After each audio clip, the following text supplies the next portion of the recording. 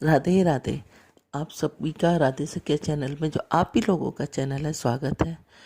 भगवान श्री कृष्ण माता रानी से प्रार्थना करते हैं कि आप सब लोग अपने घर में सुरक्षित होंगे, सुखी होंगे। राधे राधे। जैसा कि अभी हमने होली मनाई है, अब बसौड़ा, कहीं पर इसको बसौड़ा कहा जाता है, कहीं शीतला अष्टमी कही जाता है, कहीं सप्तमी कही जाती है, और कहीं पर सोमवार को शीतला माता पूजी जाती है। अपने अपने क्षेत्र के हिसाब से, अपने अपने हिसाब से सब लोग पूजते हैं। वैसे मान्यता यह है कि हिंदू धर्म में हर महीने में कई व्रत और त्योहार आते ही रहते हैं, और इन सब व्रत और त्योहारों का अलग अलग महत्व है। और इसी तरह से बसौड़ा भी या शीतला अष्टमी भी मनाई जाती है, जो हर साल चैत्र माह के कृष्ण पक्ष की कई लोग अष्टमी को मनाते हैं, कई लोग शीतली सातम भी मनाए जाते हैं, और सोमवार को भी बसौड़ा, और इसको बसौड़ा भी कहा जाता है, के नाम से जानते हैं और मनाते हैं। यह त्यौहार होली के 8वें दिन, जैसे कि होली हमारी वीरवार की थी, तो इस बार भी वीरवार को ही मनाया जाता है। लेकिन मैंने आपको बताया कि कई लोग सोमवार को भी मनाते हैं, कई लोग इतवार को मनाते हैं, कई लोग बुधवार को मनाते हैं, कई लोग शुक्रवार को मनाते हैं। अपने अपने क्षेत्र के हिसाब से अपने अपने आप से मनाया जाता है। शीतला माता को मीठे चावलों का भोग लगाया जाता है। ऐसा करने से हमारे घर में सुख शांति आती है, और हमारे घर में हर सदस्य रोग मुक्त हो जाता है। जैसा कि नाम है शीतला माता, वैसे ही इनको शीतल चीज़ें, ठंडी चीज़ें बहुत पसंद है। और इस दिन कई लोग इस दिन व्रत रखते हैं, और वैसे इस दिन पहले दिन खाना बनाकर अगले दिन ठंडा खाना या जिसको हम बासी खाना कहते हैं, वो खाया जाता है। उसका बड़ा महत्व होता है, और माता को बासी खाना या ठंडा खाना देना ही माता बड़ी प्रसन्न होती है, और हमारे घर से सारे रोग और दोष सब खत्म करती है। इनका स्वरूप ही शीतल प्रदान करने वाला होता है।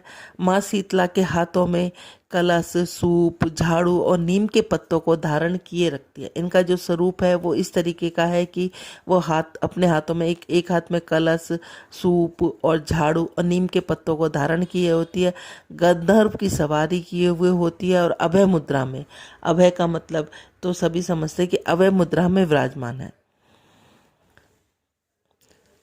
इनका स्वरूप ही शीतल प्रदान करने वाला होता है। इनकी विधि विधान से पूजा करने से जो ये चेचक जैसी बीमारियां या महामारियां जो फैलती हैं, वो खत्म हो जाती हैं, और अपनी सभी मनोकामनाएं पूर्ण होती हैं। इसकी एक बहुत छोटी सी पुरानी कथा है, जो हम आपको सुनाते हैं कि किसी गांव में एक बुढ़िया माई रहती थी। शीतला माता का जब बसौड़ा आता था, तो वह ठंडे भोजन से कुंडे भरकर पूजन करती थी, और स्वयं भी ठंडा भोजन ही करती थी।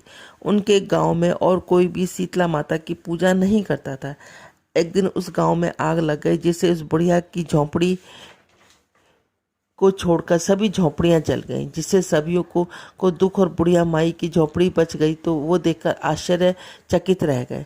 जब लोगों ने बुढ़िया माई के पास जाकर इसका कारण पूछा, तो बुढ़िया माई ने बताया कि मैं शीतला माता की ठंडी रोटी खाती हूँ, इसलिए शीतला माता की कृपा से मेरी झोंपड़ी बच गई। तुम लोगों यह काम नहीं करते, इसलिए तुम्हारी झोंपड़ी जल गई।